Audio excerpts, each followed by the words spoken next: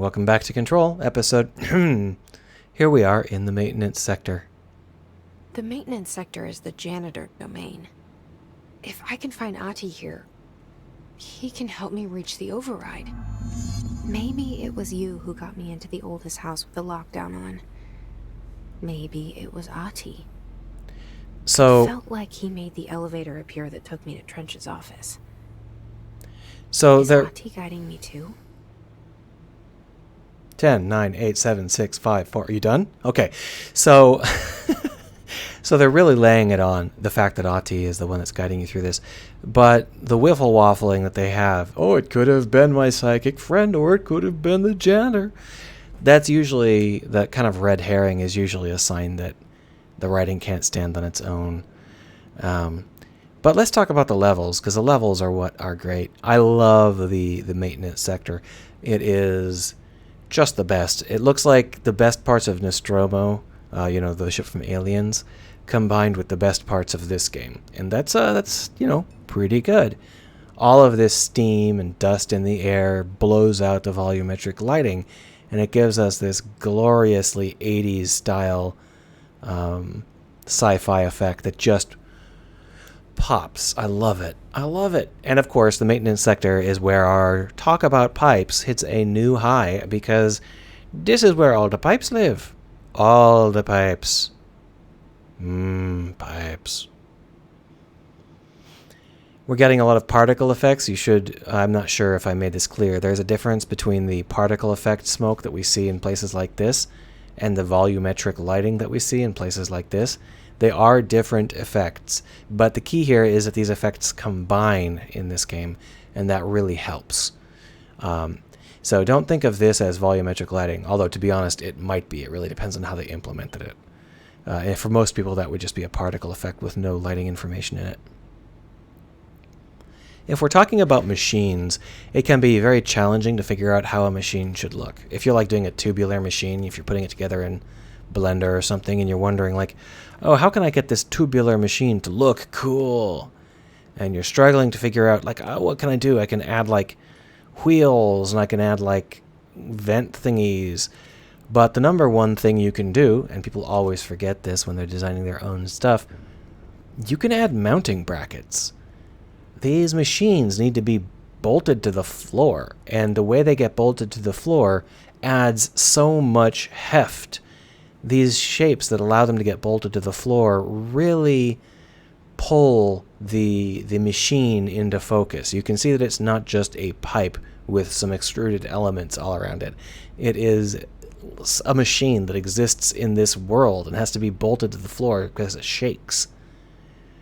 It's a wonderful, wonderful way to think about this sort of thing. I think it looks like a lovely machine. It's some of the same basic parts we saw in the pneumatics room, especially over here.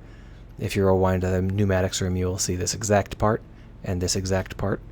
But serving another purpose here in maintenance. Here you can see a lovely hallway. I really love the way that the pipes flow down this hallway and then kind of shoot forward. It really draws us forward. But I'm confused about this light, because this is the same light as the light wells, as the daylight. It is the exact same brightness. It's the exact same, color, heat. But this is just some lamps. Why is it so bright? And that's my one problem with the maintenance sector. It has some astonishingly bright lamps and almost no light wells. And I'm not sure why that is. I almost think that maybe they used to be light wells and then they decided they didn't want that, and I'm not sure why. The light wells in maintenance are quite dim, and that might be why. They might have decided they wanted to have the dim light wells, and it just didn't work. For example, here's a light well. And it looks super bright when you look up there, right? You can see all those pipes running up. My mouth is full of spit, and I'm sure you can hear it. Sorry about that. All of these pipes running up towards the light well up there look fantastic. But the light well actually isn't dropping very much brightness. You can see that the ground is not drenched in light. All of the light wells in maintenance have this kind of not very bright brightness to them. And I think they did it on purpose because they want us to feel like it's deeper underground, darker. It's an interesting choice. This vertical drop here is a beautiful drop. This light well that they put in here, it really shows you the kind of thinking that you need when you're creating this kind of vertical drop-off. You don't want the player to really stop and think about whether they should be going up there or whether they should be looking at it. What you want the player to do is realize it exists and then get pulled and then be done. So all of these pipes going up just have a little bit of visual noise, just a little bit of heft to them, so the player can get his eye up there. But once the player has gotten their eye up there, they're done and they can come back down. And that's one of the secrets of creating a vertical drop-in like this. It's like, oh look, all right, cool. It just creates that pop of light and of height. It really is an art form.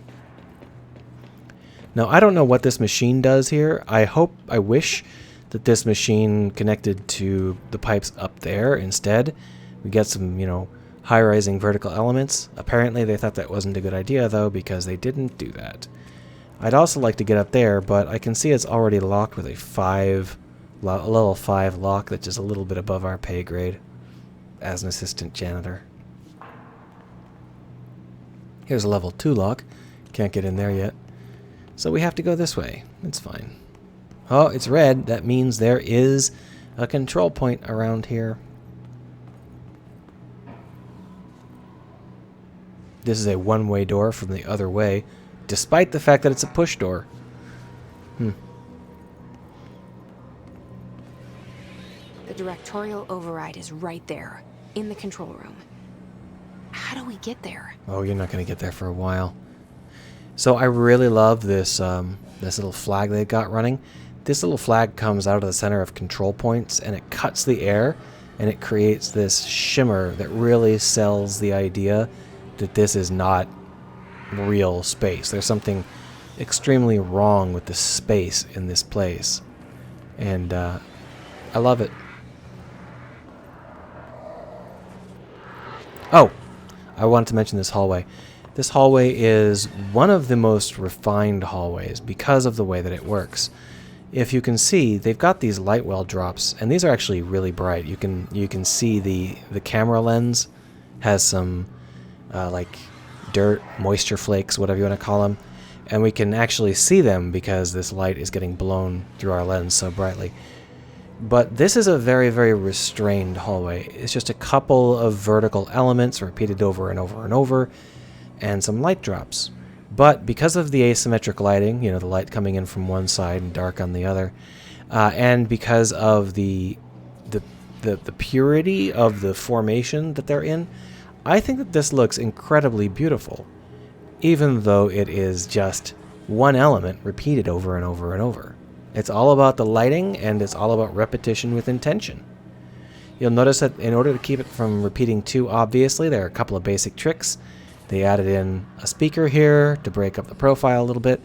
They reverse these elements so that they are chipped in different places. And I think that these are actually longer than they look. I think these actually punch through this wall. So by sliding them and inverting them, they can change where these chip formations are. You can see the same chip formation here and here.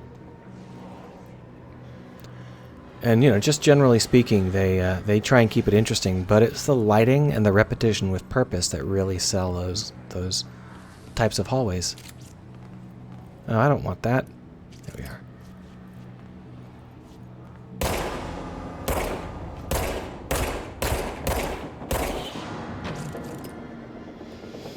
Come one, come all.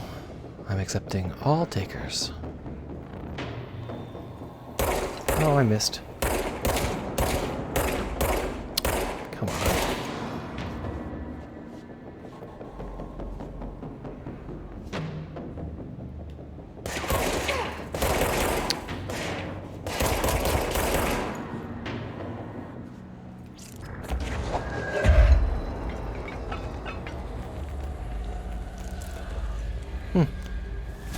there'd be more bad guys. Woo! That was explosive! I did not know that. Now I do. I'm retreating a little bit because there is a cylinder of gas on fire, but I guess I'm immortal, so it doesn't really matter, does it?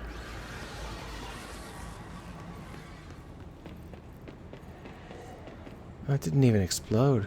Lazy. Not the devs, the cylinder. Just to make sure. Yeah. So here we can see more of these super fantasta-bright lights. Why are you so bright? It's okay. We're gonna go ahead and reclaim this spot. You can really see how this is like just something that exists behind all of the kludge.